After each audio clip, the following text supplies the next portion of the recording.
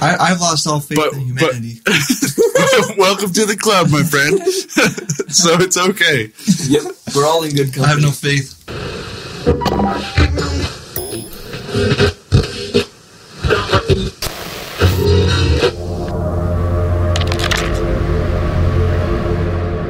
And so it is to the printing press, to the recorder of man's deeds, the keeper of his conscience, the courier of his news, that we look for strength and assistance, confident that with your help, man will be what he was born to be, free and independent.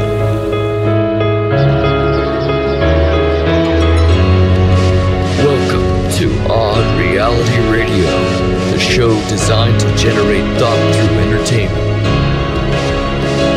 Join us as we explore the strange and unexplained, the unanswered, and the unbelievable on Odd Reality Radio. An error doesn't become a mistake until you refuse to correct it.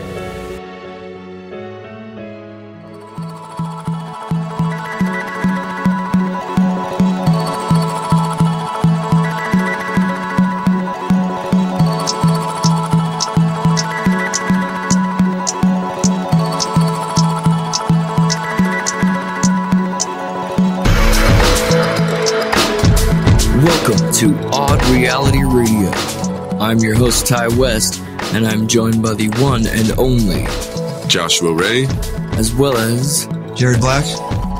Odd Reality Radio's newest host and already invaluable piece to the ORR puzzle. So, without further ado, let's get into today's episode.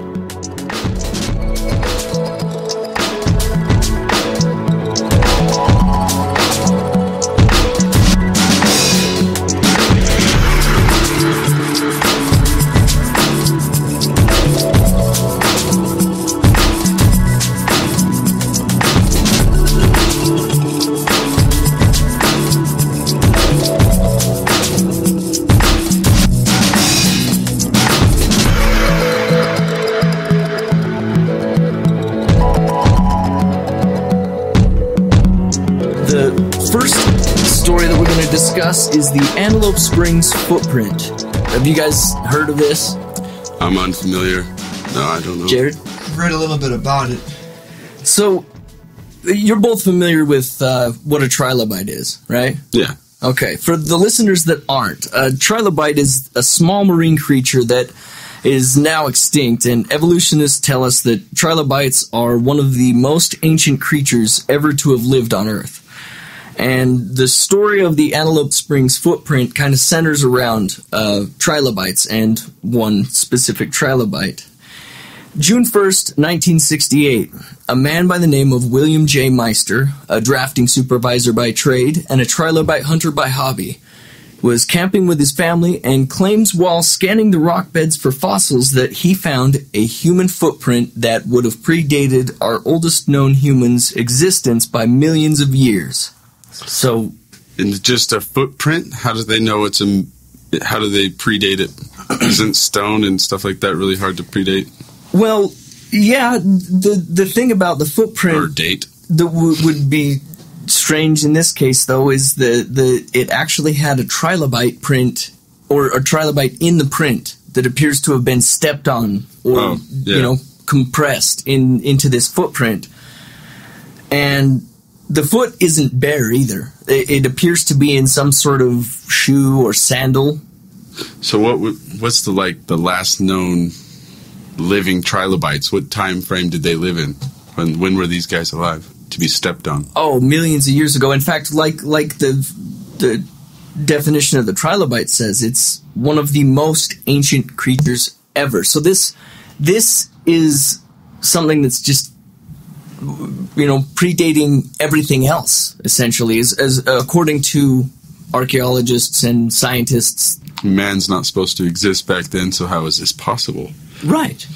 Well, there's another case in Glen Rose, Texas, similar set of footprints, although these there's a more extensive set. The ones in Delta, Utah, where this guy found the one Antelope Springs footprint, that was just one footprint, but this Glen Rose set of tracks is actually 14 or more tracks in a consecutive step pattern. And they claim that these footprints were created by somebody that was upwards of 8 feet, 9 feet tall. And so, and another thing is what? Wait, how old were these known to be? These ones, I don't know off the top of my head. I actually didn't look into that specifically, but they did find dinosaur prints near and around this site. So what that leads me to believe, and other people have actually said in other articles, is they believe that these tracks weren't human. They were just dinosaurs mixed with, and they had just been misshapen, or they were dinosaurs that, we assumed this is the way the foot was, and I don't know. They say they're dinosaurs, essentially, and that's... But they're five-toed and look similar to human footprints, or are they just kind of like the it's just kind of a silhouette basic shape, or whatever of the footprint. So there's no like toes or nothing like that? There's no like indentation? No. Like a foot pattern? Nothing definitive. It's not really like... So it could be a duck. So it could be like a rock that fell on top of it that was in the shape of or like somewhat of a silhouette of a foot or something. What's funny about that is definitely that possible. That was actually my impression of the Antelope Springs footprint. I say, who's to say that it wasn't a rock? And the reason that I say that, or something heavy, was because if these trilobites, these marine creatures, meaning these are water, these are aquatic creatures, these are things that live in the sea, essentially, how are they getting stepped on if they're in the sea? Well, and if you step on something, it's not going to leave the same footprint that it would on land. When Noah saved every animal on the planet, the earth's flooded. So when that water receded, what was that, like 4,000 years ago? And then... Approximately, give or take. And that's when the trilobites, because they're not really millions of years old. This is just if you believe in science, maybe they are. I forgot we were drawing from the creationist cookbook here. Yeah, exactly. So this is how they got there. When the waters receded, it left trilobites on the land. That makes so much sense that it's scary. Okay, so maybe it's not a religious-based idea, but we have had time frames where the water level was extremely high. Right. And this, you got to consider Lake Bonneville, right? Yes. Because that was a massive body of water in Utah. So there would have been possibly trilobites in that, and then that's obviously not there anymore. So there you have where they came from. Absolutely. So and the thing is you can find trilobites up in the mountains of Delta, Utah, and so that just tells you there that like you said, the water was high enough at one time and receded, obviously, for us to discover these things. Discover all these, yeah. Exactly. Well, there's no... I haven't seen any real proof that human beings actually existed with dinosaurs. I mean, if that's what the antelope footprint is trying to explain. I don't think it necessarily has to. I mean, okay, so... I don't know how do they... I'm not really familiar with how they make it's fossilized, basically, right? Yeah. That's how... So with the sand, what is the foot stepping into? What is it imprinted on? What material? What's the rock? Or I don't know exactly what the rock was, but he actually excavated the entire footprint. And when he did and pulled it out, another thing to lend to the non-plausibility of it actually being a footprint, in my opinion, is that this trilobite didn't appear to be crushed in any way. I mean, it appeared to be just perfect, almost set in there. So something setting or settling into it makes more sense, in my opinion, than an actual foot. Haven't they found in a lot of different places where they've chipped open rocks and found trilobites stuck inside of rocks? Yes. So how does that happen? Because it sounds like that's probably the similar type of event. I haven't seen the footprint. I'm just making all kinds of speculation. And I was gonna say, I think it could be mud, and it just hardens up over millions of years, and eventually turns into rock, and then the trilobite inside the mud turns into rock. And another thing along that is it's kind of off topic, but again, it's in the realm of the strange, is that those, you've heard of people finding frogs in a stone, some of them alive, some of them dead, but like preserved within a rock. And have you heard of this?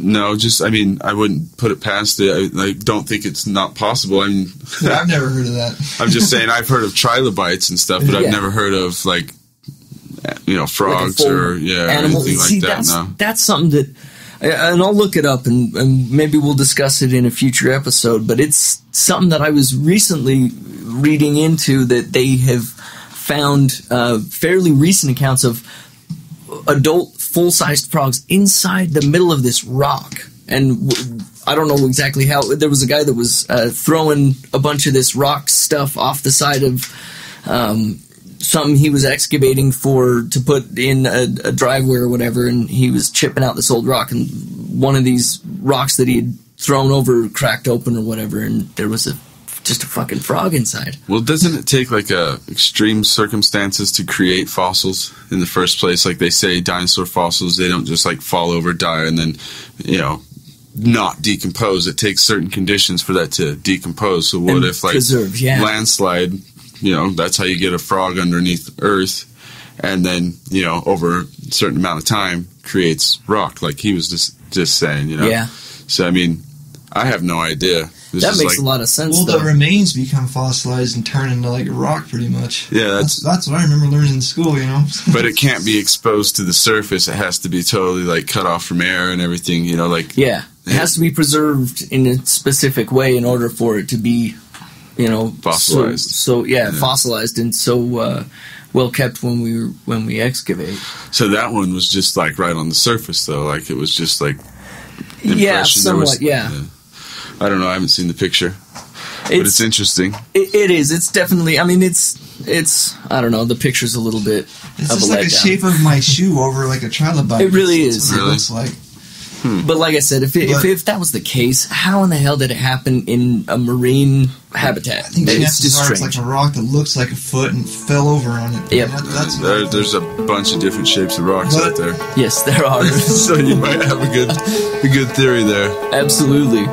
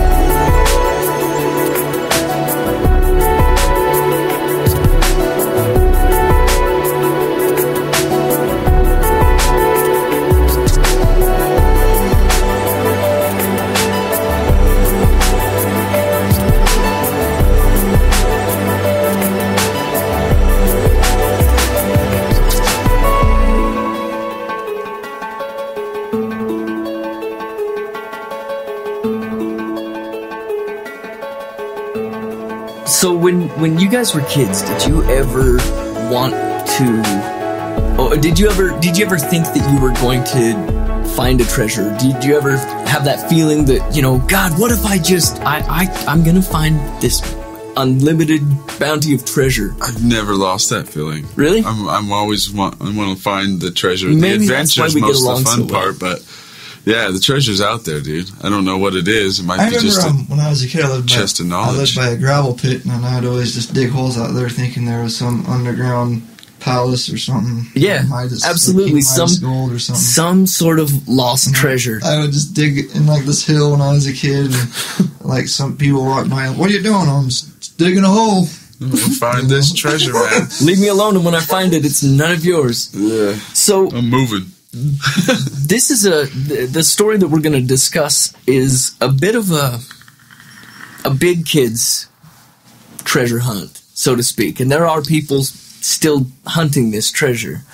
And the treasure that we're speaking of is the Lost Rhoades Mine. And the history and legend of the Lost Rhoades Mine takes us back to the 1800s. And here we find a man named Thomas Rhoades, who was born in 1796 in Kentucky and went on to fight in the War of 1812. Later, in the 1830s, he moves to Illinois and converts to the Church of the Latter-day Saints in 1835, or the Mormons for most other people. Boo! In May of 1846, Thomas Rhoades and a band of saints left on a trip to scout the territories west of the Rocky Mountains. It is said that his party was just ahead of the tragic Donner Party, and one account says members of the Rhoades crew were sent to assist in the rescue of the Donner Party. So these guys are sent to check everything west of the Rockies, not necessarily to stop in Utah, but to go west and find, just to explore all the way to the coast and see if there's anything in between. So 5 months later, Thomas Rhoades and his group arrive in California, October 1846, and buys a large chunk of land along the Cosumnes River in the Sacramento Valley. He ended up becoming a friend and employee of the one and only Jonathan Augustus Sutter, or John Sutter, who is the guy who became famous for the major gold discovery that triggered the California Gold Rush of 1849. Wasn't he Brigham Young's lieutenant? Like his second in command? Who? Thomas Rhoades? No, Sutter. Sutter? He may have been. I don't know. I didn't do a whole lot of research on him. That's interesting, and if that's the case, that may add to the story. I heard it somewhere. I could be wrong, though. I don't know. It would actually, it wouldn't surprise me considering the rest of what happens in the story. So that same year, Thomas Rhoades receives a letter from the president of the church, Brigham Young. So he claims that they'd found the place and urged Rhoades and the others to return to his claimed Zion.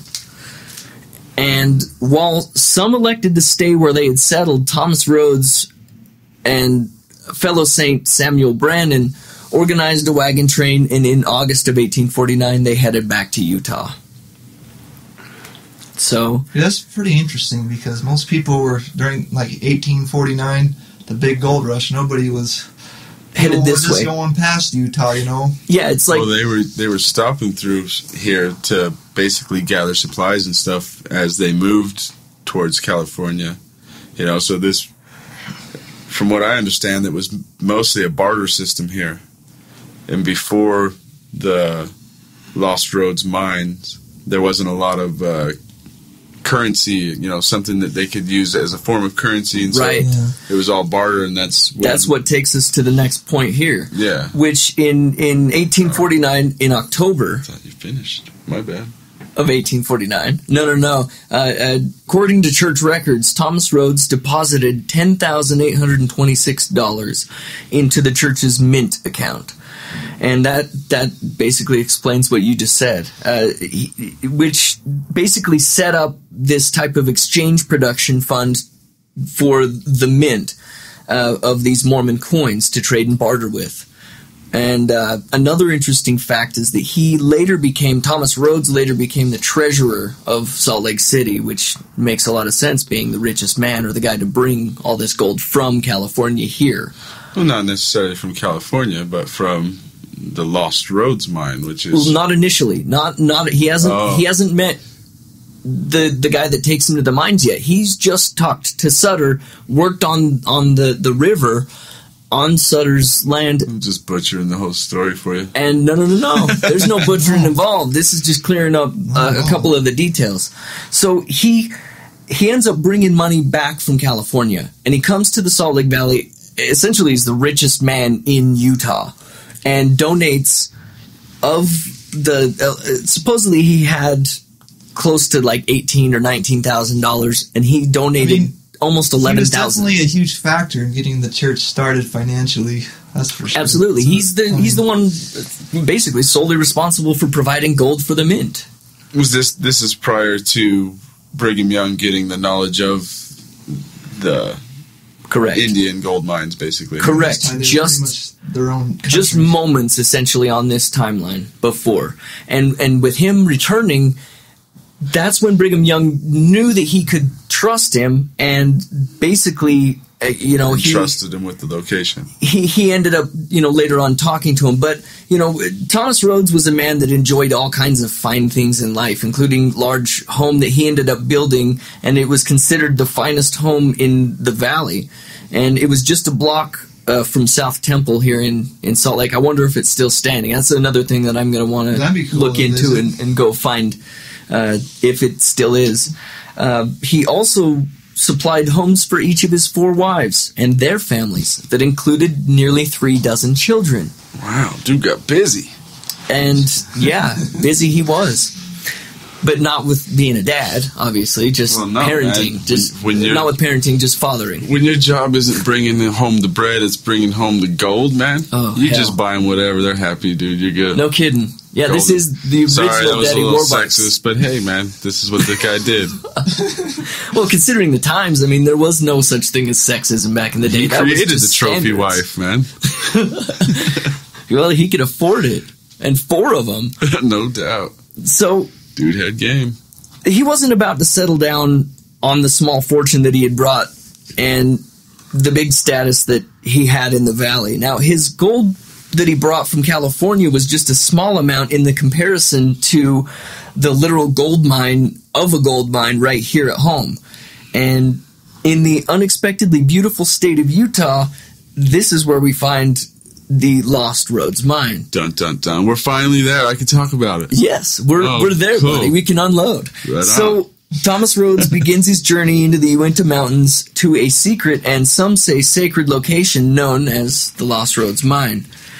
Most accounts of the Lost Rhoades Mine begin with Brigham Young helping free the Native American slaves that were being forced to work the local mines by Mexican miners and slave owners. In doing so, he managed to gain the trust of the Ute Chief Wakara, or Chief Walker, who told Young he would show one man the location of the Kari Shin Ob, or the direct translation is "There dwells the Great Spirit," which is a secret mine filled with gold, under the conditions that only one person would know the location of the mine, and members of his tribe would actively survey and be active surveillance for him, and he would only carry out as much as he could hold in his arms, and never more than it was necessary. And if any of the conditions were negated, this is an interesting fact that I found. It is said that whomever broke the agreement was to be sentenced to death, whether it was one of the natives or this individual to be sent to the mines. It's interesting. I wonder how much truth there is to that whole saving them and gaining trust, right? Versus manipulating them and stealing their mind, right? I mean, because the Mormons weren't exactly super compassionate when it came to Indians in that time frame.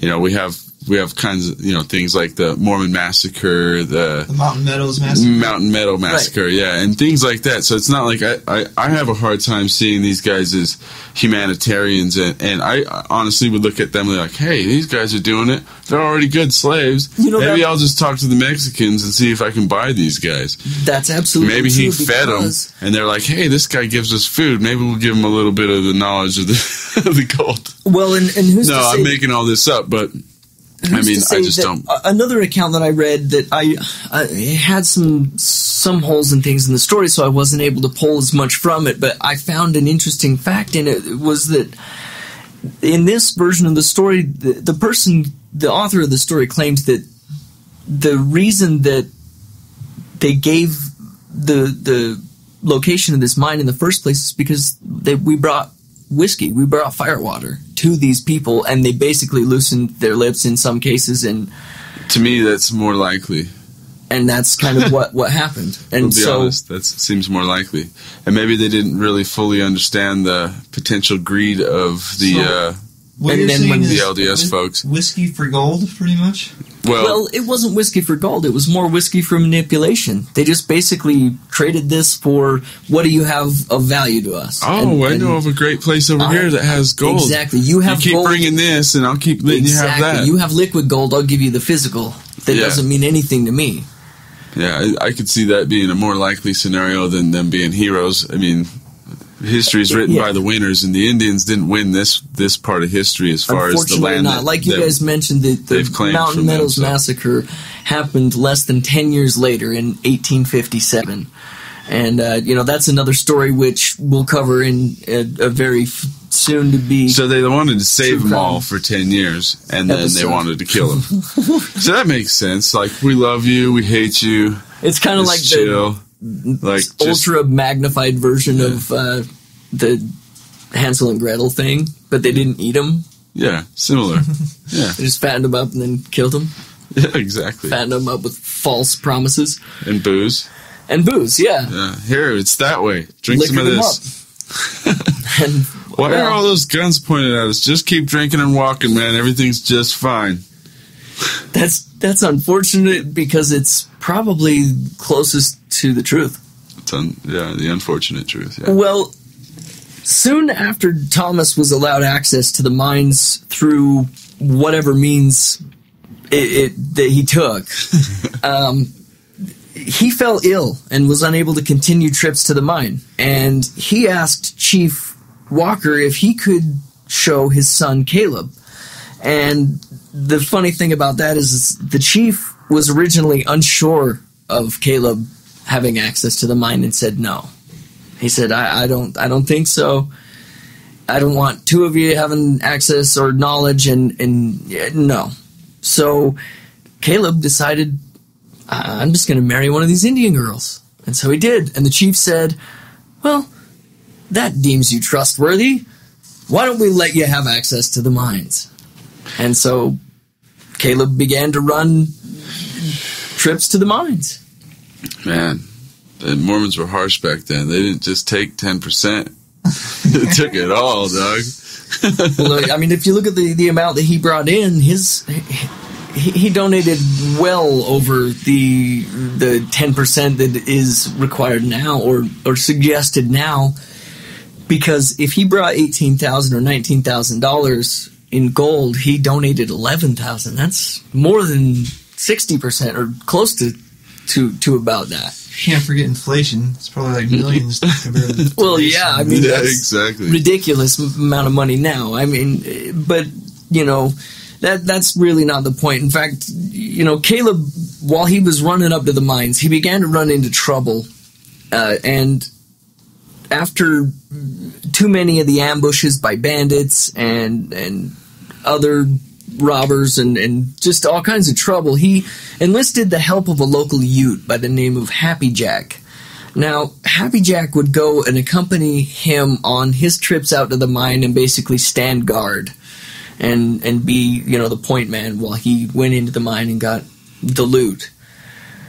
And there's supposedly 7 different locations where they were able to gather gold. 7 different large caches of gold in different mines.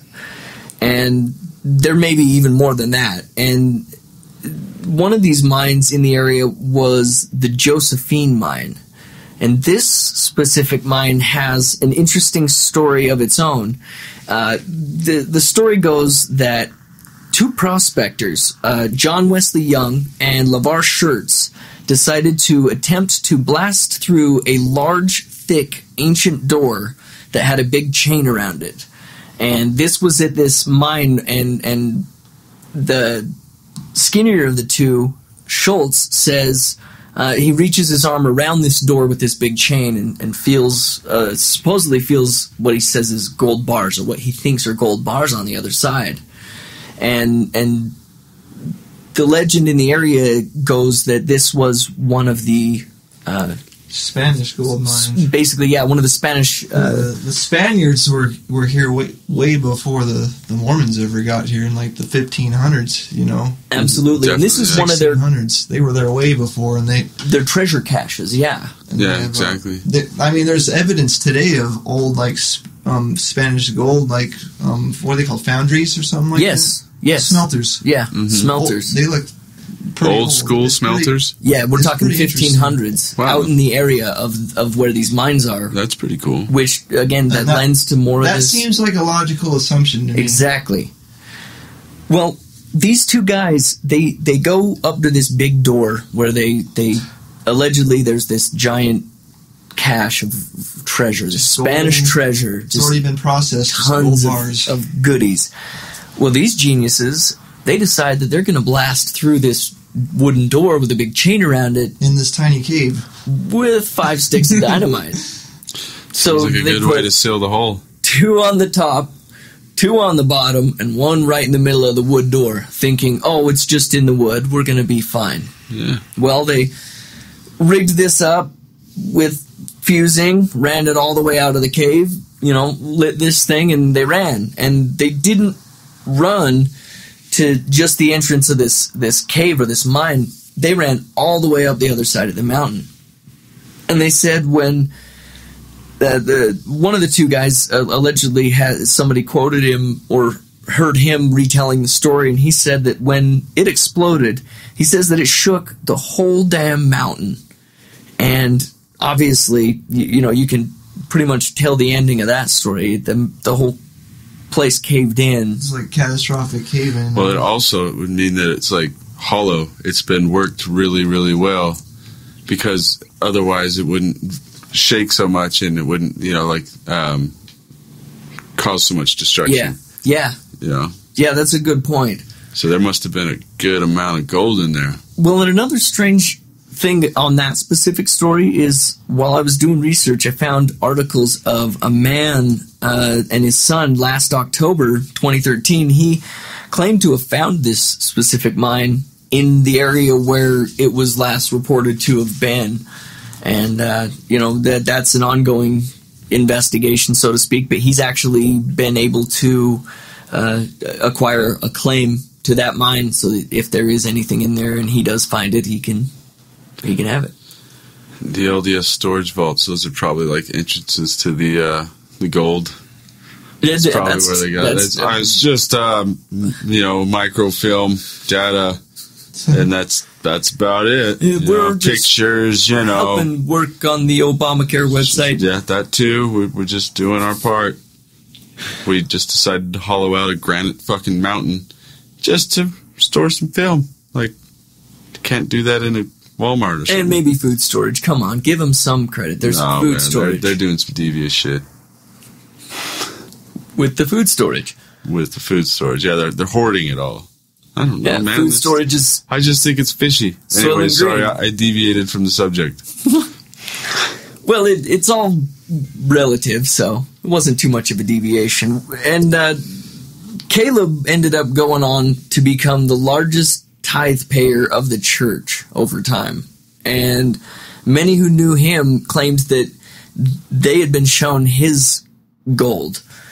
And after Brigham Young and the Ute chief Wakara died, Caleb went to the mines less and less, and Chief Wakara's successor, Chief Arapine, allowed Caleb to continue his prospecting, but the following chief, Chief Tabby, denied him the access. And family records indicate that Caleb continued to visit the mine regardless, even attempting to get the government involved by claiming that he would pay off the national debt at the time in return for a land lease. Yeah, he just wanted that, not that specific site, but another site, I guess, that was, they had the north side, he wanted the south side, and he was trying to get Congress to move boundaries, basically, so it was no longer Indian reservation, and then you could stake a claim to that property, Yeah. And that was his kind of agenda, I guess, So what year was this stuff happening? Well, this is in the later I don't know, the later 1800s, I would say. Late 1850s, early 1860s. Oh no, we're talking even closer to 1900. Talking like 1870s. I should have written the dates down on this specifically, but Caleb Rhoades' wife claimed that on his deathbed he revealed the location of the mine to her and even provided her a hand-drawn map, which you can find online, and unfortunately there's a couple of different versions, so the legitimacy good luck. But she says that one of the last things that he says in regards to the mine and its treasure was the peculiar phrase "low pass," which some interpret as the last clue to the location of the Lost Rhoades Mine and its supposed riches left by these Spanish hundreds of years before. And they still have people out there prospecting and looking for this gold still today. There's plenty of people that are out there full-time hunting this treasure. He was LDS, right? Big time? Caleb? Yeah. Largest tithe payer, like it says there, church payer, I'm pretty sure that knowledge didn't die with him or his wife. I'm pretty sure the church had full access. If Brigham Young had knowledge of it, and then he shared that knowledge with Sutter, and then Sutter with his father, and all this has gone down the line, I would assume that the church has full control of this already, and has had since they started moving Indians. Caleb died in 1905, but that's not where the story ends, because before he died, he supposedly took one man by the name of F.W.C. Hathenbrook up to the mines. And this guy, F.W.C. Hathenbrook, knew of the 7 separate mines that were the specific mines. And after Caleb passed, he tried to develop one particular site. He went as far as building a cabin near the site at the Granddaddy Basin. And after a relatively unlucrative life, F.W.C. Hathenbrook died poor in the 1920s, a door-to-door sewing machine and insurance salesman. So then that's the last available... So he was shown the mine by... Right. Thomas, and then still could not spend time up there find gold, trying to get stuff out of it. That's an interesting thing, isn't it? So if you were to, he's just walking out with armfuls of gold, his whole life basically, and then all of a sudden this guy can't find a lick of shit and dies a salesman. Mm-hmm. I don't think he knew where he was looking for gold. He was in the wrong spot apparently. Yeah, either and maybe it was bad directions, or maybe it was more dissemination. I'm sure he was misguided. Maybe some deception involved. I would assume so. Yeah. Well, in addition to greed playing the biggest part in this whole puzzle, there's a strange amount of death attributed to the mine too, not necessarily related to political or religious affiliation. It's strange how many people passed away. I watched a documentary on it that you can find on YouTube called Golden Roads, and it was a pretty well-produced documentary about the entire place. There was some people that there's some ongoing prospectors that talk on film. They actually take you inside of one of the mines, a couple of them actually, and they show you some of what could be silver or gold. I don't know exactly what, but they also mention how a lot of these prospectors end up with health issues and die pretty, quickly after they. It's almost like the mines are cursed or something. I was thinking that when his dad, was it Caleb? What's his Thomas? name? Thomas is the dad, and Caleb's the son. Yeah, so Thomas, when he fell ill and decided to try to tell Caleb.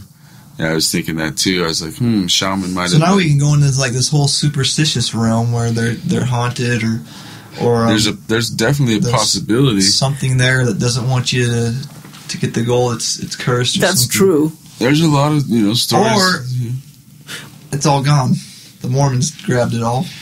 I'm sure they got a good chunk of it. Well, along the lines of the paranormal, I think it's not too far from reality that any future prospectors or people interested in looking into the mines. Who's to say? Because, the final chief didn't want him searching there. Who's to say that he didn't set something up on the mines themselves that says whoever comes in or whoever seeks these things out is just going to be asking for it? Mm-hmm. And, if it's sacred, if it's something that was meaningful before arrogance and greed and all of that ego moved in. What was it translated to in their language? I mean, or in our language from theirs? The name of the mine? Yeah, because it sounded like a lot more than just like mine of, immense wealth.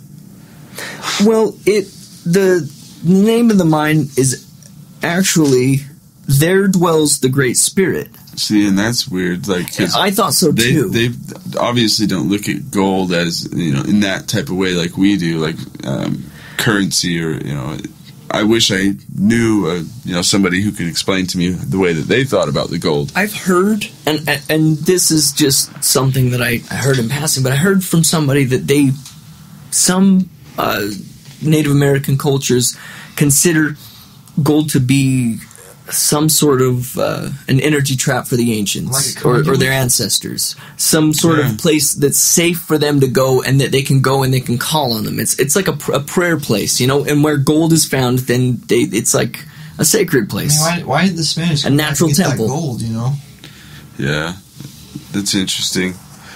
We often don't take those things too seriously, but it's like, dude, they were just silly people, but like, it's gold, man. Dig it out, take it. I think there's probably a better reason, It seemed like most people were overlooking Utah and just going straight to California, and they just didn't thank God. They didn't pay attention to the Uintas, because there's still allegedly gold up there today. Man, imagine what it would have been like, and what the state would be like right now. I mean, we would be Hollywood, and California would be Utah, essentially. Just plausibility. Alternate dimension. If we were the ones with the California gold rush, it would be, the Zion gold rush or the Utah gold rush. I think the gold, back then the gold in California was easier to find. It was just all on the surface. You could just scoop it up from the rivers. But in Utah, you really have to go like deep in those remote mountains trying to find them. I mean, at the end of that documentary, they had to blindfold the guy to show him where the mine was. They did do that. At the end, they showed a little like a vein of gold or something inside the mine at the very end of this documentary. Wow. And I don't know. I mean, that seemed pretty credible to me. Like, the natives don't want people to go in there. No, look what happened last time. Every time they show white men gold, man, we just start moving their property and eliminating their people and taking stuff. I mean, they learn from their mistakes as well, I'm sure. So they're like, no, they already put them on reservations, Oh, exactly. And then when we want that, I shouldn't say we, when the United States government wants whatever resources they have, they just relocate them. And then, here's a couple bucks more. Right. It's such a dick move. It definitely is. So it's just crazy. The church would do it. The state would do it if the church didn't do it first. It's just which greedy structure gets to it first, really. Right. If it's not church, it's going to be the government, and if it's not that, it's going to be which I feel bad for the Native Americans, or we're here. They come, hey, come ashore, Columbus, you fake ass finder of America, and then he just enslaves these people and forces them to do all this, dig and the horrendous things that he did to those people. And then, wait, you're telling me it's not like I see on TV? No, it's slightly different, man. But he's just probably more like the bad guy, and so I can't sleep at night if that's the case. Tell me the other version. Okay, yeah, he basically he's just had the hero. They just brought a turkey. No, they brought a turkey. They brought the vegetables. We had a powwow, and now we have a holiday. The Pilgrims, Plymouth Rock. Yeah, we're just making shit up. We're just throwing stuff out in the air.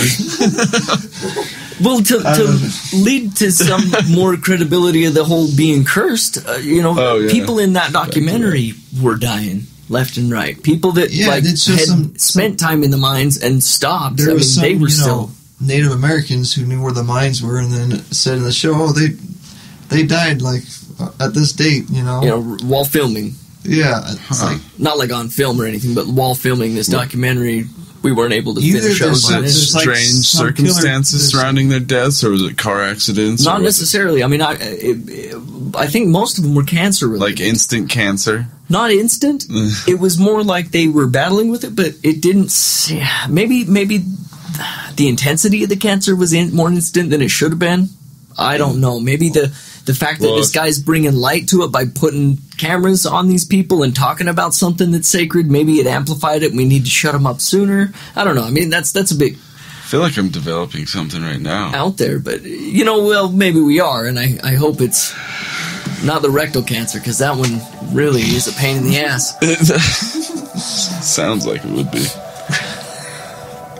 Well, I look forward to the next episode. We'll be dipping into all kinds of fun things here on Season 2 of Odd Reality Radio. And as always, we'd like you to continue to investigate life through the lens of possibility. I'm Ty West. I'm Joshua Ray. I'm Jared Black. Take care. Peace. I have no faith. I'd like to take a second to thank the musicians who have allowed us to enhance Odd Reality Radio with their amazing music. First up, thank you Oleg Markov. Markov has helped us through Season 1 and into Season 2, and we look forward to continuing to use the awesome works of Markov. And you can find more about him and his music at mokhov.net. Once again, that's markov.net. And the newest artists allowing us to use their terrific library, and the track that we're currently listening to is Lights Out Asia. And for those of you interested in finding out more, you can find them at lightsoutasia.com. Thanks again, guys.